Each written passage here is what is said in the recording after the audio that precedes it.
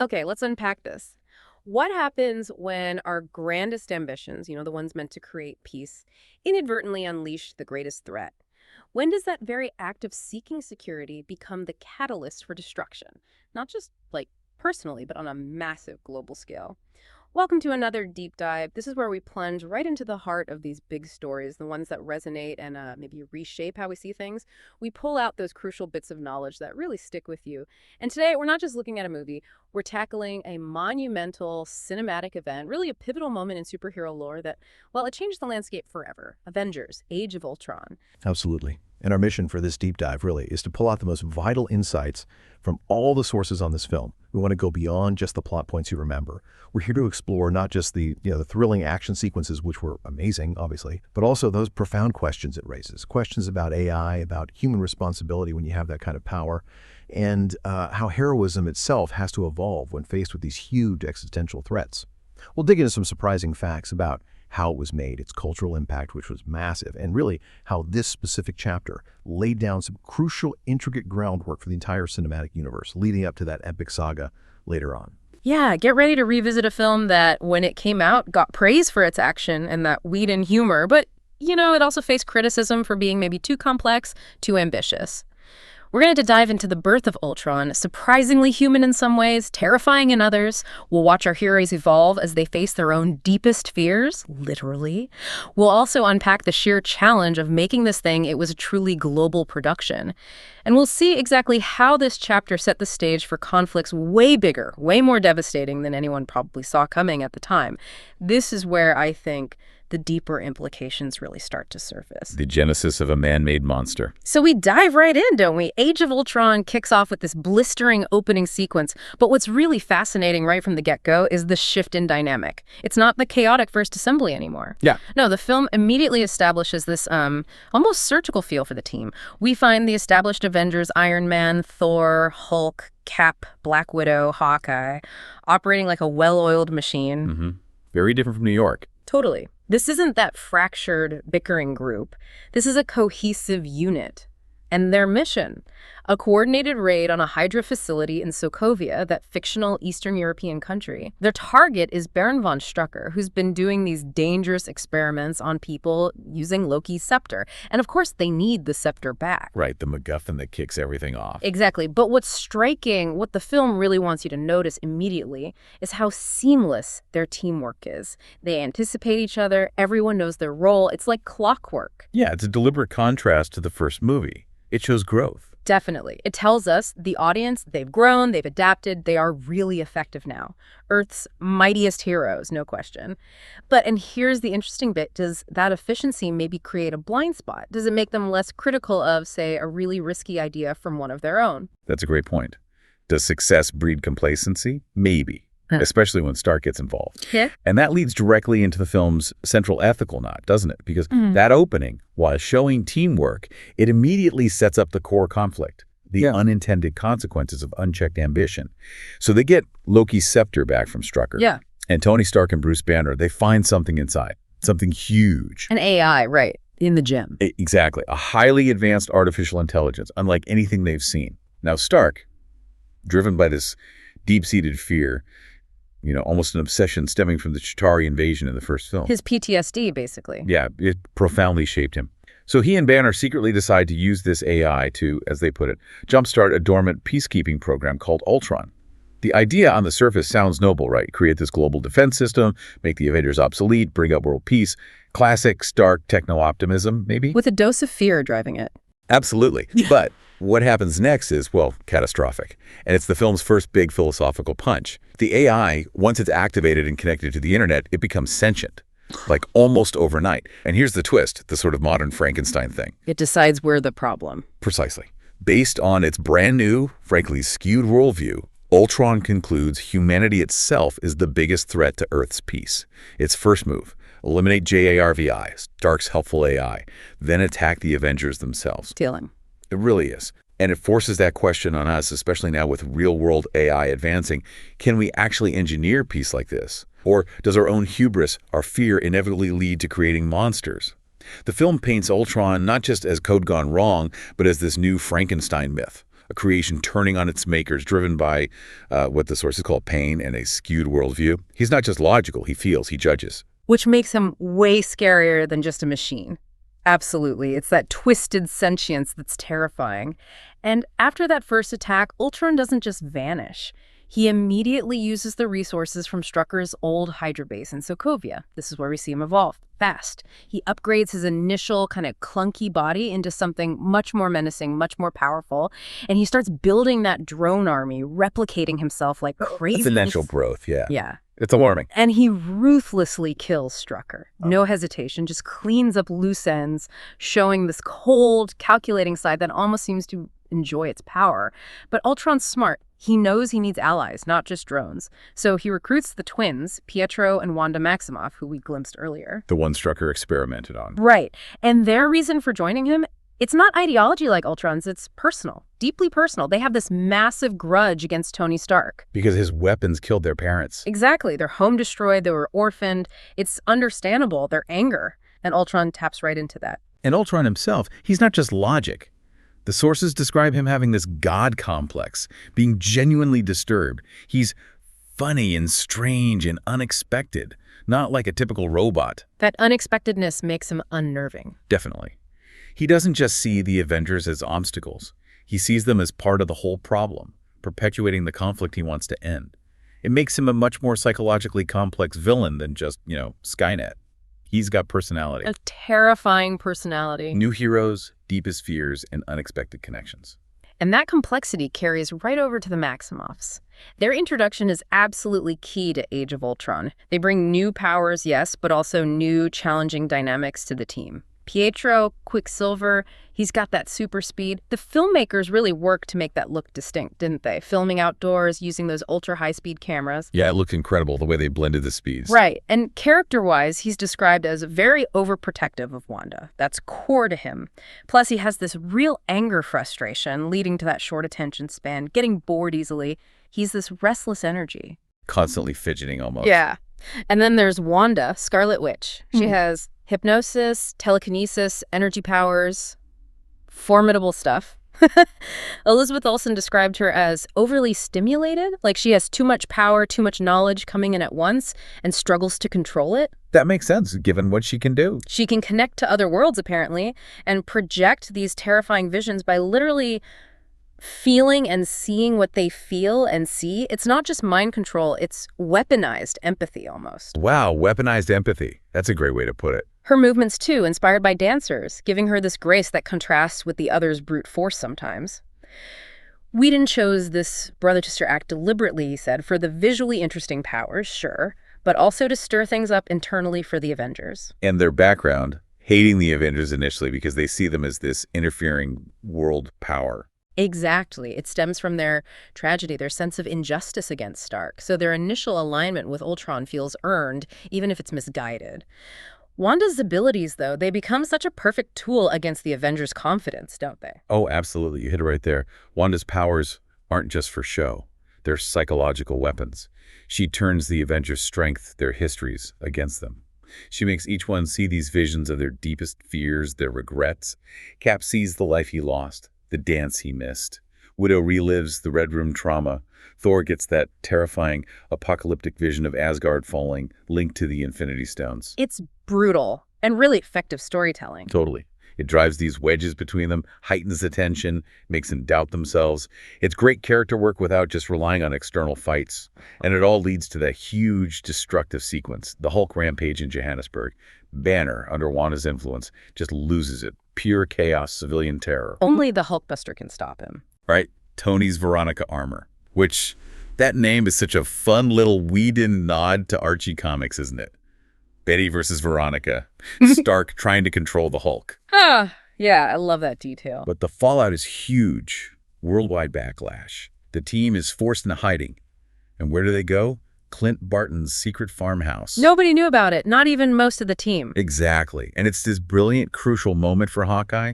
He goes from being the sort of overlooked guy to the team's quiet heart. We meet his family, see this grounded loner side of him who still chooses to be a team player.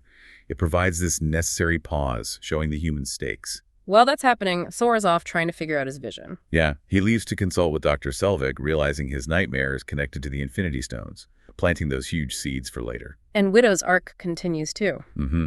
We see her making choices about her future, her feelings for Banner, grappling with her past, that horrible Red Room revelation. It continues her journey from Winter Soldier, seeking agency beyond being just a spy. And they hid Scarlett Johansson's pregnancy really well during filming. Amazingly well. Early scheduling, stunt doubles, costumes, CGI. Quite the production feat. Cap, too, he's kind of adrift without SHIELD, trying to figure out who Steve Rogers is beyond the soldier. His fighting style even evolves, using the environment more. It's a film that digs into the established characters while introducing these powerful new forces, makes them all feel more vulnerable.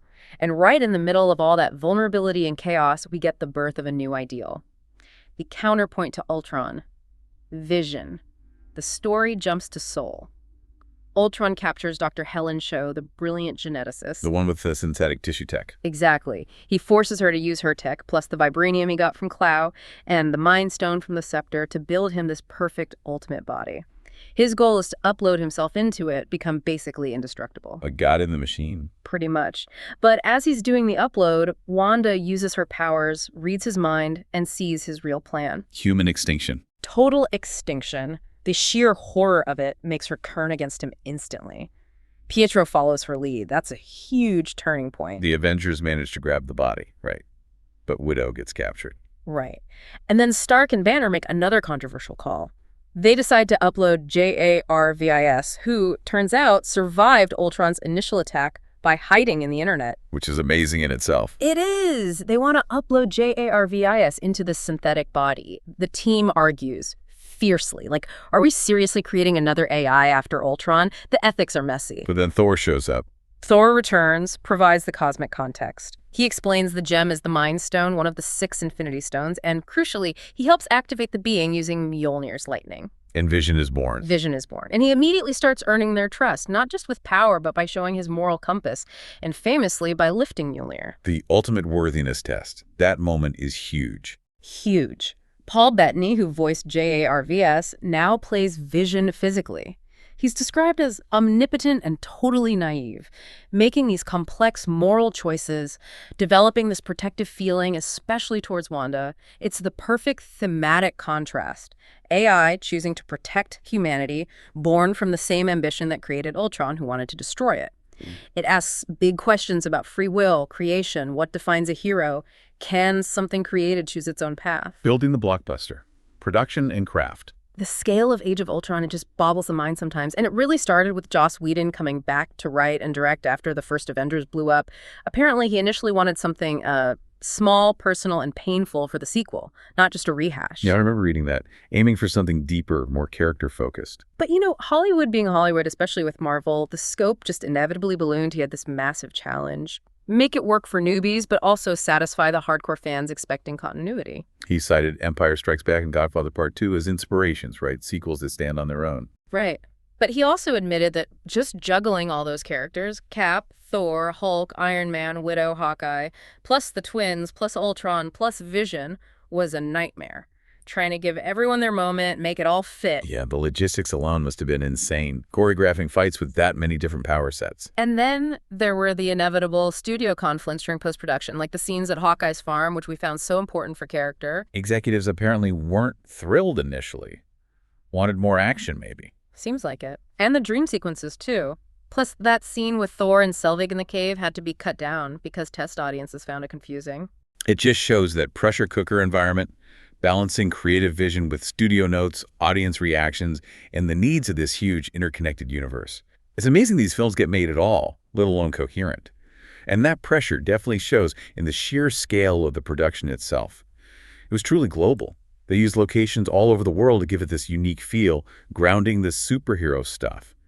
Main filming was at Shepperton Studios in England. They built that massive Avengers tower set, one of the biggest Marvel sets ever, apparently. That tower looked incredible. Didn't it? But then they shot action scenes in Johannesburg, South Africa.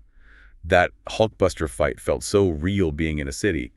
The Aosta Valley in Italy doubled for Sokovia. They changed the shop signs to Cyrillic and everything, right? Yeah. For authenticity. Yeah, great detail. Major sequences in Seoul, South Korea to Mampo Bridge.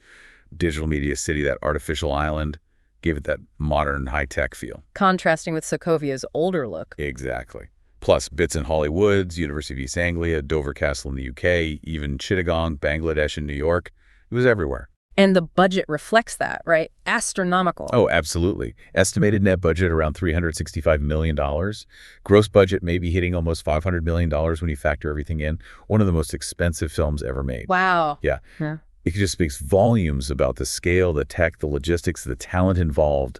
A truly monumental undertaking. And the tech behind the scenes was just as impressive. The look of the film, the cinematography by Ben Davis, used those RE Alexa cameras mostly, gave it that crisp, sharp, digital look Marvel liked. Grounding the fantastic elements. Right. But for action stuff, they also used these smaller Blackmagic pocket cinema cameras, getting right in there, giving it that dynamic feel. And capturing Quicksilver speed, they shot with ultra-high-speed cameras, then combined it with normal speed footage of the actor. Really clever way to show it. Made it look believable somehow. Yeah, and the visual effects. Yeah. Just staggering, like 3,000 VFX shots, handled by 10 different studios. ILM even opened a new facility in London, partly because of this film. And they developed that Muse motion capture system. To capture the actor's performances better, right? Especially for Hulk. Yeah, made Hulk feel so much more expressive, more Banner's pain coming through. Even Vision's look started with prosthetics, but ended up mostly complex CGI to get that unique appearance. And I love that detail about the computer screens. In Stark's lab, the Quinjet, a lot of them were actual working screens on set. Developed by Territory Studio, yeah. Adds realism for the actors, lets them interact, and apparently saves some money in post-production, too. It's that blend of practical and digital all working together, really seamless. And the sound was just as crucial. Brian Tyler did the score, aiming for that classic film theme feel like Star Wars or Raiders, but blending it with the existing MCU themes for Iron Man, Thor, Cap. Creating that cohesive musical universe. Exactly. And Danny Elfman came in too, bringing back Alan Silvestri's original Avengers theme, weaving it into this new hybrid theme. Really powerful stuff. The marketing was huge too, wasn't it? Everywhere. Oh, completely. Partnerships with Harley Davidson, Black Widow, got that electric bike, Project Livewire, Audi provided cars, featured in ads, built that association with tech and style. And that first teaser with the creepy "I've got no strings" from Pinocchio. Oh, effective. Yeah. That's such a dark, unexpected tone for Ultron. The trailers broke records, even with leaks. The hype was immense. They really broadened the marketing too, right? Beyond just comic fans. Definitely. Targeted women, fans of individual heroes, tied in with toys, Hasbro, Lego food brands, even a Lego video game. It just permeated pop culture, made it unmissable. You have to wonder, how much does that kind of massive, all-encompassing marketing shape how we even perceive the film, beyond just getting people in seats? Does it become part of the film's story itself? Climax, reception, and a universe transformed. That's a really interesting thought about the marketing's cultural role. And all that hype, all those plot threads, the AI, the fears, the global scale, it all comes crashing together in that final battle in Sokovia. Ultron activates his machine under the city. His plan, just horrifyingly simple: lift a huge chunk of the city into the sky. And drop it back down. An extinction event. Exactly. A terrifying way to cleanse the planet as he sees it. So the Avengers, now with Vision and the Maximoffs fully on board, they fight this massive drone army. It's desperate, just pure survival, trying to stop this catastrophe. And then Fury shows up. Right. Nick Fury arrives in the helicarrier with Maria Hill, Rhodia's war machine, some SHIELD agents. They help evacuate the civilians from this falling city. It's a race against time. And then Pietro. Oh, yeah. Heartbreaking. Pietro sacrifices himself, shields Hawkeye and a kid from gunfire. That selfless act proves where his loyalty ultimately lies. Which sends Wanda into a rage. Understandably, she just unleashes everything, destroys Ultron's main body. But even then, one drone gets through, activates the machine, the city starts plummeting. Final moments. Iron Man and Thor have to combine forces, overload the machine, shatter the landmass. They save the world, but Sokovia is gone. And then Vision confronts the last Ultron drone, finishes him off for good. It's a victory, but man, the cost is immense. Physically, emotionally, everyone is changed by it. Absolutely. And you saw that impact reflected in the reception. Commercially, a monster hit. Over $1.4 billion worldwide. 5th highest grossing film ever at the time. 4th highest of 2015. Yeah. Dominated everywhere. Set opening records globally, IMAX records.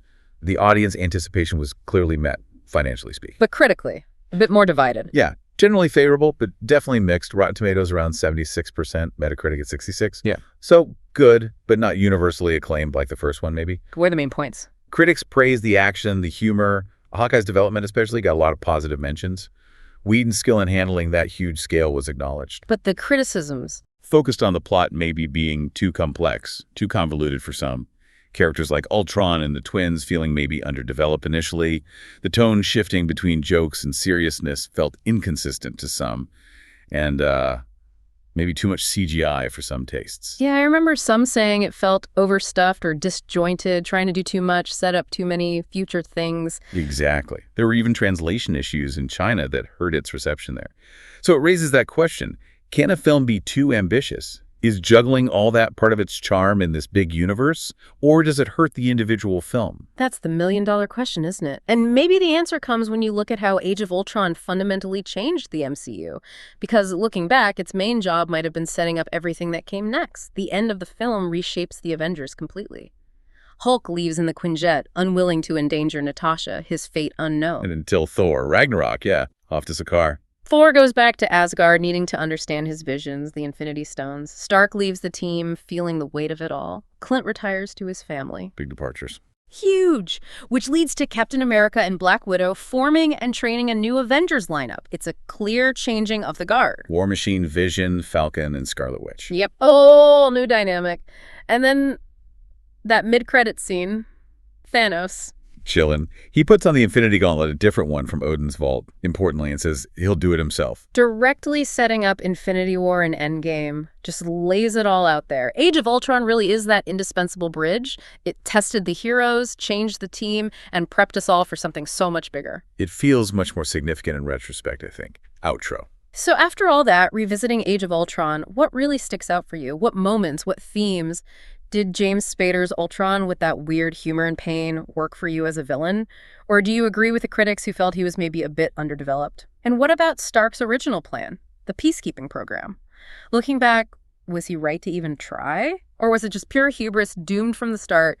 You know, that classic good intentions leading, well, you know where. If we try and connect it all, Age of Ultron really wasn't just another superhero punch-up. Yeah. It was this crucial, complex, but vital exploration of AI ethics, the burdens that come with being a hero, and the dangerous consequences of unchecked ambition, even well-intentioned ambition. It blew the scope of the MCU wide open, brought in these transformative characters like Vision and Wanda, and planted all those intricate seeds for the Infinity Saga. It truly was that bridge, maybe a bit messy sometimes, but essential. It tested our heroes and got us ready for the cosmic scale conflicts to come. It makes you think about how seeking security can sometimes create the biggest dangers. And maybe consider this. Ultron thought he was saving Earth by getting rid of humanity. Chaos, he called us. But Vision, born from the exact same tech, the same stone, chose to protect us, became our guardian. Two AIs, immense power, same origin, but radically different paths to peace. In our world, with AI getting more sophisticated every day, what does a peacekeeping program even mean? And whose definition of peace, ours or the machines, is ultimately going to win out? And what will that cost?